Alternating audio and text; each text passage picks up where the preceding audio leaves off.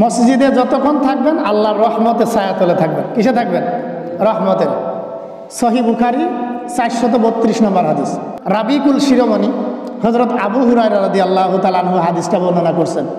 আনিন নবী সাল্লাল্লাহু আলাইহি ওয়াসাল্লাম ইন্নাল মালাইকাতা তুসাল্লি আহাদুকুম মা দামা ফি মুসাল্লাহুল্লাযী সাল্লা ফীহি ইউহাদ্দিসু তাকুলু আল্লাহুম্মা গফির লাহু আল্লাহুম্মা আরহামহু। বলে যে আল্লাহর বান্দা বান্দিরা যখন মসজিদে যায়, সুন্দর করে ওযু করে যখন জামাতের জন্য যখন জায়নামাজের পাটিতে বসে যখন অপেক্ষা করতে থাকে, আল্লাহ রব্বুল আলামিনের ফেরেশতারা তার জন্য দোয়া করতে থাকে, আল্লাহুম্মা গফির লাহু আল্লাহুম্মা আরহামহু। ইয়া রব্বুল আলামিন, আপনি আপনার বান্দাকে ক্ষমা করে দেন, আপনি আপনার বান্দার প্রতি রহমত নাজিল করেন। সুবহানাল্লাহ। কি করেন? আসসালামু আলাইকুম। কাবা শরীফ যে সোজা, বাইতুল মামুর সেই সোজা, আল্লাহ রব্বুল আলামিনের আরশ সেই সোজা, কুরসি সেই সোজা। ঠিক কিনা বলেন? তা আল্লাহর বান্দা যখন নামাজে দাঁড়ায়, সর্বপ্রথম আল্লাহ রব্বুল আলামিন রহমতটা নাজিল করে বাইতুল্লাহ শরীফ, কাবা শরীফের ইমাম সাহেবের উপর। সুবহানাল্লাহ। তারপর আস্তে আস্তে ডান দিকের যেসব মুসল্লিরা নামাজে দাঁড়ায় তাদের দিকে এরকমের রহমতগুলো বন্টন হতে থাকে। সুবহানাল্লাহ। তারপরে বাম দিক, প্রথম কাতার হয়ে গেল, দ্বিতীয় কাতার ডান দিক, তারপরে বাম দিক, এইভাবে রহমত বন্টন হতে থাকে। তারপরে পর্যায়ক্রমে দুনিয়ার মধ্যে যত মসজিদ রয়েছে প্রত্যেকটা মসজিদের ইমাম সাহেবের উপর সর্বপ্রথম আল্লাহ তাআলা রহমত নাজিল করেন। পরে মুয়াজ্জিন সাহেব, পর্যায়ক্রমে ডান দিক, তারপরে বাম দিক, দ্বিতীয় কাতার, তৃতীয় কাতার, এইভাবে আল্লাহ রব্বুল আলামিনের রহমত বন্টন হতে থাকে। সুবহানাল্লাহ। বিশাল ব্যাপার। কিন্তু কাফেররা বলে দুনিয়াতে এত ফসল হয়, আসলে এ ফসল হয় না। আল্লাহর বান্দা যখন ফজরের নামাজ জামাতের সাথে আদায় করে, ইমাম সাহেবের মাথার উপরে রহমত বর্ষণ হতে থাকে। সুবহানাল্লাহ। তারপরে মুয়াজ্জিন সাহেব পর্যায়ক্রমে ডান দিক বাম দিকের মুসল্লিদের উপর রহমত বর্ষণ হতে থাকে। এরপরে মুসল্লিরা যখন মসজিদ থেকে বের হয়, রহমতের কদম যখন জমিনে ফেলায়, তখন আল্লাহ তাআলা এই জমিনে কদমের ওসিলা আল্লাহ তাআলা জমিনেতে ফসল দান করে। সুবহানাল্লাহ। সুতরাং দুনিয়াতে মুমিন মুসলমান ভাইদের ওসিলায় আল্লাহ রব্বুল আলামিন কাফের মুশরিকদের রিজিক দিয়ে থাকেন। কি দিয়ে থাকেন? কাফের মুশরিকদের রিজিক দিয়ে থাকেন। এটা তাদের ক্রেডিট না, এটা তাদের ক্রেডিট না। এই ক্রেডিটটা হলো মুসলমানদের ক্রেডিট, মুসাল্লিদের ক্রেডিট, নামাজিওয়ালা বান্দাবান্দিদের ক্রেডিট। ঠিক কিনা বলেন? সুতরাং নামাজ যারা পড়ে আল্লাহ তাআলার রহমত তাদের উপর বৃষ্টির মতো বর্ষণ হতে থাকে। সুবহানাল্লাহ। এই জন্য এই মসজিদ আমরা যতটা আমাদের কাছে কতটা গুরুত্বপূর্ণ জানি না। এই মসজিদ হলো আল্লাহ তাআলার ঘর। কার ঘর বলেন? আল্লাহ তাআলার ঘর। এটা মসজিদ হলো আল্লাহর ঘর। পৃথিবীতে যত ঘর আছে সমস্ত ঘরের মধ্যে মসজিদ আল্লাহর কাছে সবচেয়ে প্রিয় ঘর।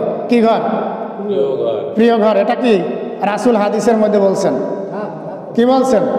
হাদিসের মধ্যে বলছেন মসজিদ হলো আল্লাহ তাআলার কাছে যত ঘর আছে দুনিয়াতে সবচেয়ে প্রিয় ঘর হলো মসজিদ। এটা রাসূল হাদিসে বলছেন, আহাব্বু বিলাদি ইলাল্লাহি মাসাজিদুহা ওয়া আবগাযু বিলাদি ইলাল্লাহি আসওয়াকুহা। আল্লাহ তাআলার কাছে দুনিয়ার মধ্যে সবচেয়ে পছন্দের জায়গা, প্রিয় জায়গা হলো মসজিদ। আর আল্লাহ তাআলার নিকট সবচেয়ে অপছন্দের জায়গা হলো বাজার। অপছন্দের জায়গা কি? বাজার। আসওয়াকুহা, বাজার। সুতরাং এইখানে আসলে আল্লাহ তাআলার রহমত নাজিল হয়, আল্লাহ খুশি হয়। কি হয়? আল্লাহ খুশি হয়। কিন্তু আমরা তো এই জায়গায় আসবো না। আমরা কোথায় যাব? আমরা বাজারে যাব। আমাদের মন টানে শুধু বাজারে, এখানে আমাদের মন টানে না। ঠিক কিনা বলেন? এই জায়গায় আমাদের মন টানে না। এই জন্য দেখেন মসজিদে যতক্ষণ থাকবেন আল্লাহর রহমতের ছায়াতলে থাকবেন। কিসে থাকবেন? রহমতের। সহিহ বুখারী 432 নম্বর হাদিস। রাবিকুল শিরোমণি হযরত আবু হুরায়রা রাদিয়াল্লাহু তাআলা আনহু হাদিসটা বর্ণনা করছেন। আনিন নবী সাল্লাল্লাহু আলাইহি ওয়াসাল্লাম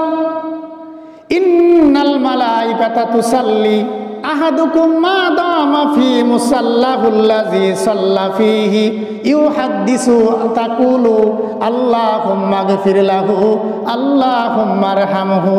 বলে যে আল্লাহর বান্দা বান্দিরা যখন মসজিদে যায়, সুন্দর করে ওযু করে যখন জামাতের জন্য যখন জায়নামাজের পাটিতে বসে যখন অপেক্ষা করতে থাকে, আল্লাহ রব্বুল আলামিনের ফেরেশতারা তার জন্য দোয়া করতে থাকে, আল্লাহুম্মা গফির লাহু আল্লাহুম্মা আরহামহু, ইয়া রব্বুল আলামিন আপনি আপনার বান্দাকে ক্ষমা করে দেন, আপনি আপনার বান্দার প্রতি রহমত নাজিল করেন। সুবহানাল্লাহ। কি করেন? রহমত নাজিল করেন, আপনি আপনার বান্দার প্রতি রহম করেন। সুবহানাল্লাহ। তাহলে মসজিদে থাকা মানে কি? আল্লাহ তাআলার রহমতে থাকা, ঠিক কিনা বলেন? আল্লাহ তাআলার রহমতের মধ্যে থাকা। কিন্তু এই জায়গাতে আমরা থাকবো না, আমরা বাজারে যেয়ে থাকবো, ঠিক কিনা? আমরা বাজারে যেয়ে থাকবো। ওই যে গতদিন একটা হাদিস বললাম,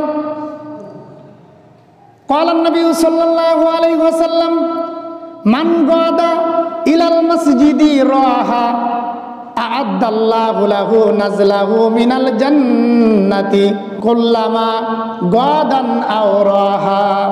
বলে যে আল্লাহর বান্দা বান্দিরা সকাল এবং সন্ধ্যায় দিনের মধ্যে যতবার মসজিদে গমন করে, আল্লাহ তাআলা ততবার ওই বান্দা বান্দিদের জন্য, ওই বান্দার জন্য আল্লাহ রব্বুল আলামিন জান্নাতের মধ্যে তার মেহমানদারির বন্দোবস্ত করেন। সুবহানাল্লাহ। যতবার মসজিদে আসে ততবার তার জন্য জান্নাতের মধ্যে মেহমানদারির বন্দোবস্ত করে। সুবহানাল্লাহ। কিন্তু আমরা তো এখানে আসতে চাই না, আমরা মসজিদে আসতে চাই না।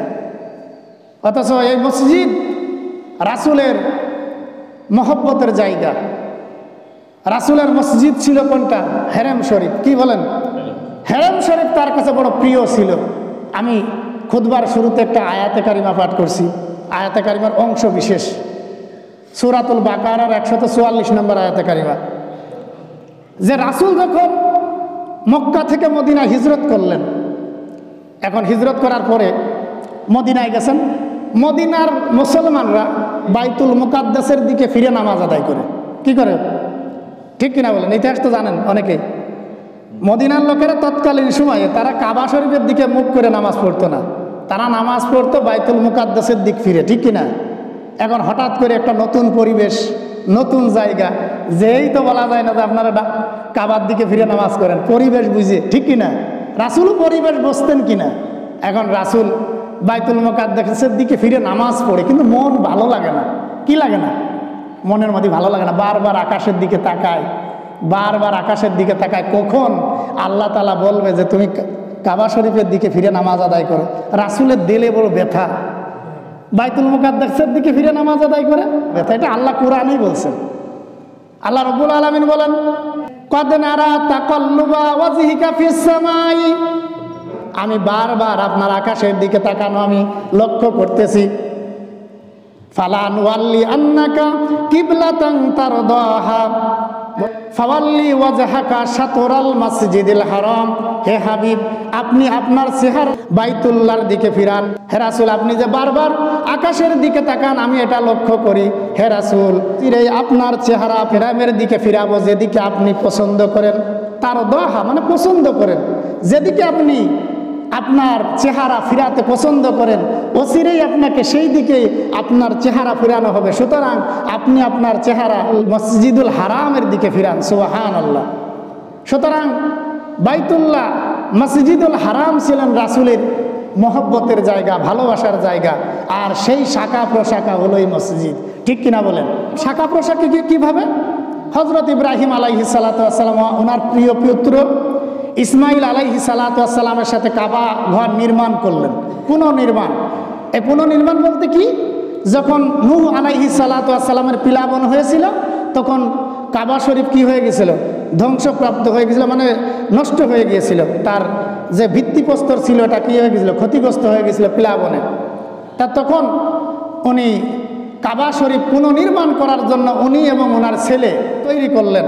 তৈরি করার পরে যখন হয়ে গেল, যেটা মাকামে ইব্রাহিম বলি, তিনি ওই পাথরের উপর ভার করে করে লিফটের মতো পিতা মিস্ত্রি আর ছেলে হলো যুগালি। ঠিক কিনা বলেন? পিতা কাবা শরীফ নির্মাণ করলেন। নির্মাণ করার পরে মসজিদ নির্মাণ করার পরে যে অবশিষ্ট যে পাথর ধূলিকণা ছিল এইগুলো তিনি নিয়ে গেলেন এবং পাহাড়ের উপর উঠে তিনি চতুর্দিকে ওই ধূলিকণাগুলো কি করলেন, ছেড়ে দিলেন, বাতাসে ছেড়ে দিলেন। হাদিসের ভিতর আসছে যে পৃথিবীর এক কিয়ামত অবধি যে জায়গায় ওই ইব্রাহিম আলাইহিস সালাতু ওয়াস সালামের ছড়ানো ছিটানো যে ধূলিকণা পড়ছে ওই জায়গায় একটা মসজিদ নির্মাণ হবে। বলেন সুবহানাল্লাহ। কি হবে? একটা মসজিদ নির্মাণ হবে। সুতরাং এটা শাখা প্রশাখা কিনা, এটা শাখা প্রশাখা কিনা, সুতরাং এটা হলো কাবা শরীফ, মসজিদুল হারামের শাখা প্রশাখা। সুতরাং এটা যেন তো না কোনো ঘর না।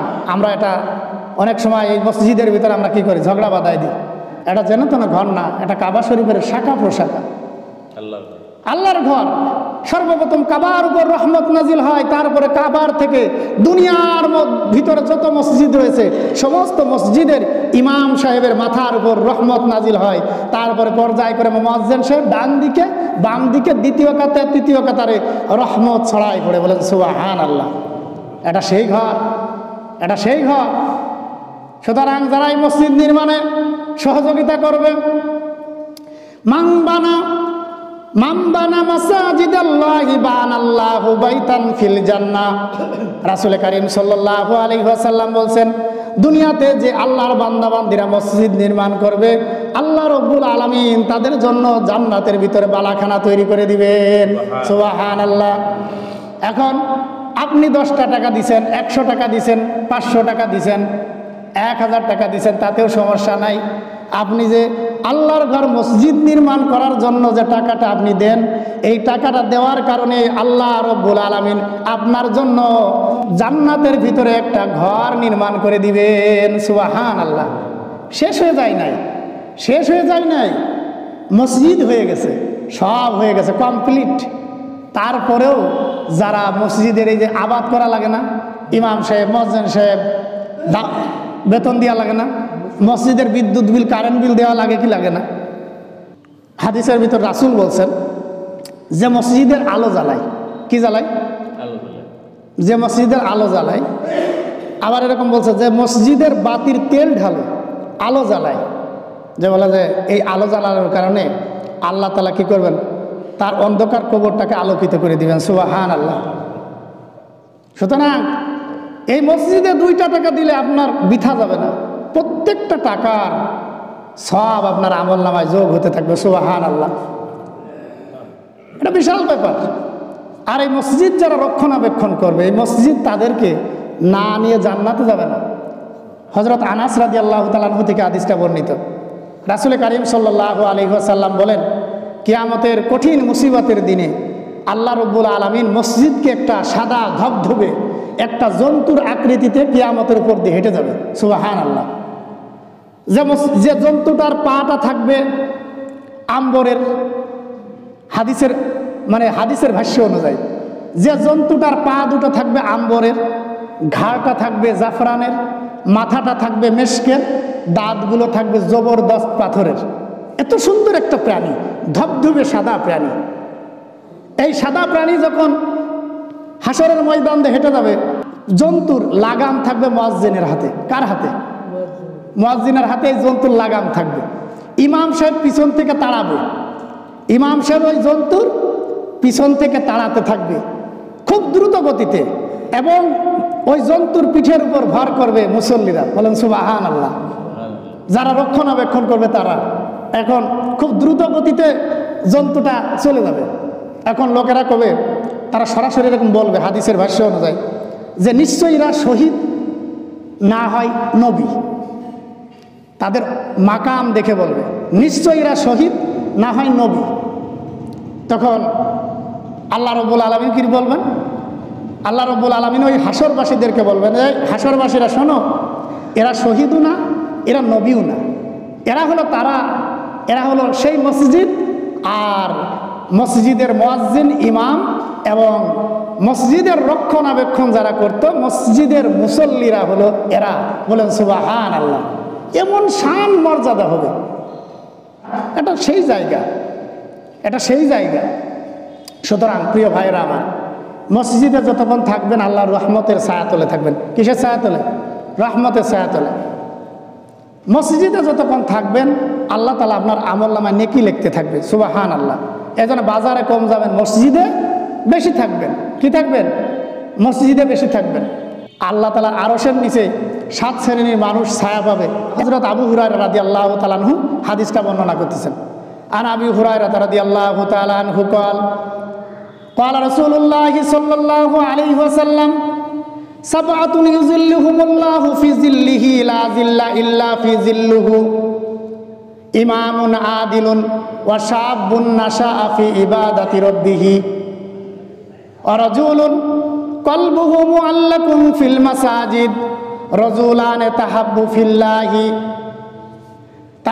الله اجتمع عليه وتفرق عليه ورجل طلبته امرأة ذات المنصب وجمال فقال إني أخاف الله ورجل تصدق أخفى ما حتى لا تعلم شماله ما تنفق يمينه رجل ذكر الله خاليا ففاضت عيناه। বড় বরকতি একটি হাদিস। রাসূল সাল্লাল্লাহু আলাইহি ওয়াসাল্লাম বলছেন, কিয়ামতের মাঠে আল্লাহ রব্বুল আলামিন 7 শ্রেণীর মানুষকে আরশের নিচে ছায়া দান করবে, যেদিন আল্লাহর আরশের ছায়া ছাড়া কোনো ছায়া থাকবে না। তার মধ্যে প্রথম নাম্বার হলো ইমামুন আদিলুন, ন্যায়পরায়ণ বাদশাহ। কে বলেন? ন্যায়পরায়ণ বাদশাহ। প্রথম নাম্বার ন্যায়পরায়ণ শাসক, যে প্রজাদের মধ্যে ইনসাফ প্রতিষ্ঠা করেছে, যে প্রজাদের মধ্যে জুলুম করে নাই, সমতার বিধান নিশ্চিত করেছে। এই বাদশাহ সেদিন আল্লাহ রব্বুল আলামিনের আরশের নিচে ছায়া পাবে, প্রথম নাম্বার। দ্বিতীয় নাম্বার হলো ওয়াশাবুন নাশা ফি ইবাদাতি রব্বি, ওই যুবক যার যৌবনকালটা ইবাদতের মধ্যে কাটিয়েছে। কিসের মধ্যে বলেন? যে মুহূর্তে গুনাহে লিপ্ত হওয়ার কথা ছিল, যে মুহূর্তে অন্যায় অপকর্ম করার কথা ছিল, সেই মুহূর্তে আল্লাহর যে সমস্ত যুবক বান্দারা আল্লাহ তাআলার ইবাদতের মধ্যে কাটিয়েছে, ওই সমস্ত যুবক ভাইরা সেদিন আল্লাহ রব্বুল আলামিনের আরশের নিচেই ছায়া পাবে। সুবহানাল্লাহ। এলা দ্বিতীয় নাম্বার। তৃতীয় নাম্বার হলো রাজুলুন কলবুহু মুআল্লাকুন ফিল মাসাজিদ। তৃতীয় নাম্বার হলো ওই মুসল্লিরা, ওই মুসলমানরা, ওই মুমিন যাদের দিলটা সবসময় মসজিদের সাথে লাগা থাকতো। জোহরের রক্ত পড়ে সবসময় দিলের মধ্যে আকাঙ্ক্ষা হয় কখন আসরের রক্ত আসবে। আসরের রক্ত পড়ার পরে চিন্তা হয়, সবসময় আকাঙ্ক্ষা হয় কখন মাগরিবের রক্তে যাব। আবার মাগরিবের রক্ত পড়ার পরে আবার এশা রক্তের জন্য যার দিলটা মসজিদের সাথে ঝুলানো থাকে, আল্লাহর বান্দারা ওই দিন আল্লাহ রব্বুল আলামিনের আরশের নিচে ছায়া পাবে। সুবহানাল্লাহ। এইবার চতুর্থ নম্বরে হলো রাজুলানে তাহাব্বু ফিল্লাহি ইজতামা আলাইহি ওয়া তাফাররাকা আলাইহি। ওই দুইজন ব্যক্তি, যে দুইজন ব্যক্তি পরস্পরকে আল্লাহ তাআলার জন্যই ভালোবেসেছে। কি করেছে? এরকম আমার মহব্বত ভালোবাসা করে কি করে না? করে কি করে না? দুইজন বন্ধু দোস্ত পাতায় পাতায় কিনা বলে যে দুইজন বন্ধু আল্লাহর জন্যই ভালোবেসেছে। আল্লাহর জন্য দুইজন দেখা করেছে, আল্লাহ সন্তুষ্টির জন্য। আবার আল্লাহর সন্তুষ্টির জন্য দুইজন পৃথক হয়ে গেছে। দুইজন কি হয়ে গেছে? পৃথক হয়ে গেছে। এরা এই দুইজন ব্যক্তি সেদিন আল্লাহ রব্বুল আলামিনের আরশের নিচে কি পাবে? ছায়া পাবে। আরশের নিচে ছায়া পাবে। মান আহাব্বা লিল্লাহ, মান আতা লিল্লাহ ওয়া মানা লিল্লাহ ওয়া ফাআবগাদা লিল্লাহ ফাকাদ ইস্তাকমালাল ঈমান। কি? ফাকাদ ইস্তাকমালাল ঈমান।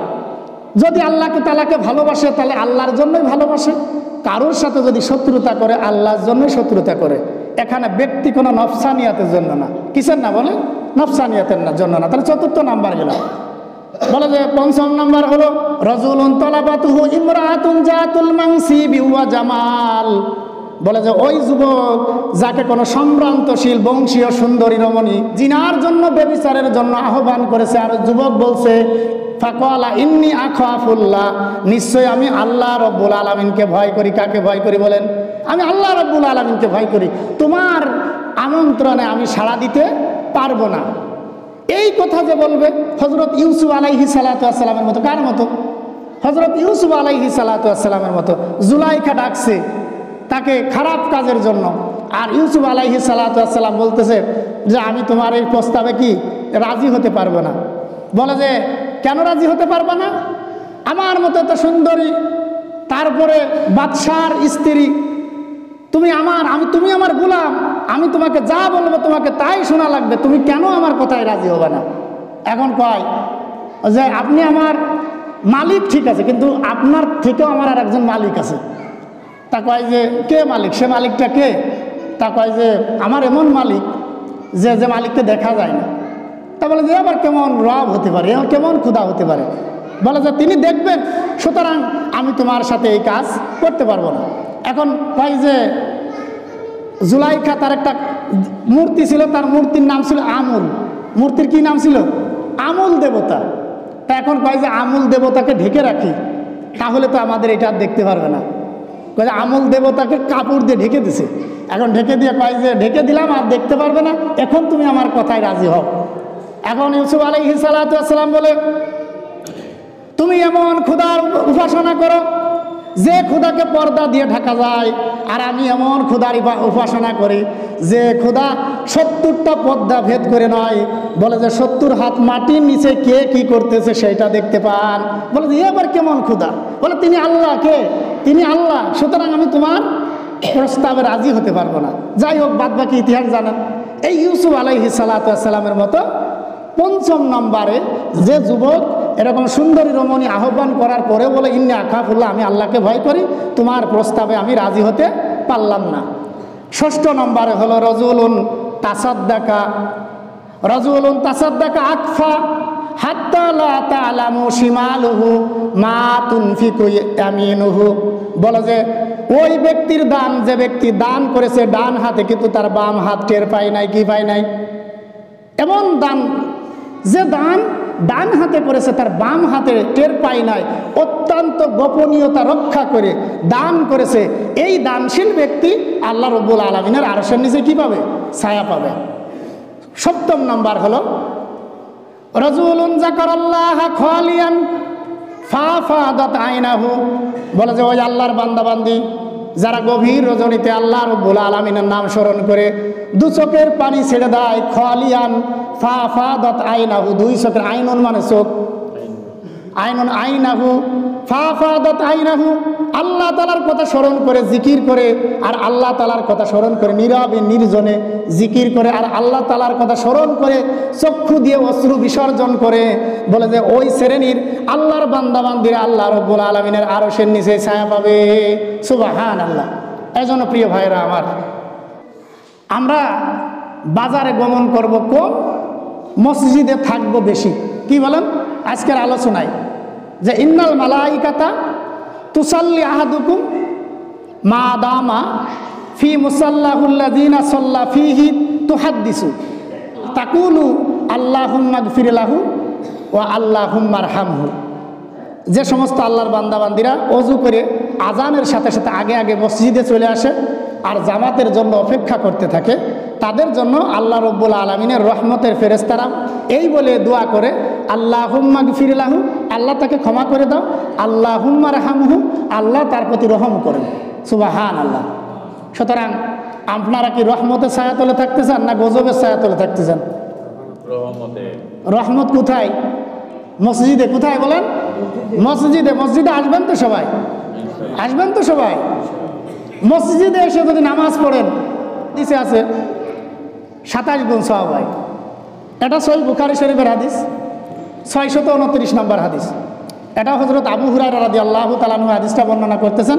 ওয়ালা সামিতু রাসূলুল্লাহি সাল্লাল্লাহু আলাইহি ওয়াসাল্লাম ইয়াকুলু তুফাদ্দালু সলাতুল জামিই সলাতা আহাদুকুম ওয়াহদাহু 25 জুজআ। রাসূল সাল্লাল্লাহু আলাইহি সাল্লাম বলেন, তোমাদের জামাতের নামাজ তোমাদের একাকী নামাজ অপেক্ষা 25 গুণ সওয়াব। সুবহানাল্লাহ। সহিহ বুখারী 629 নম্বর হাদিস।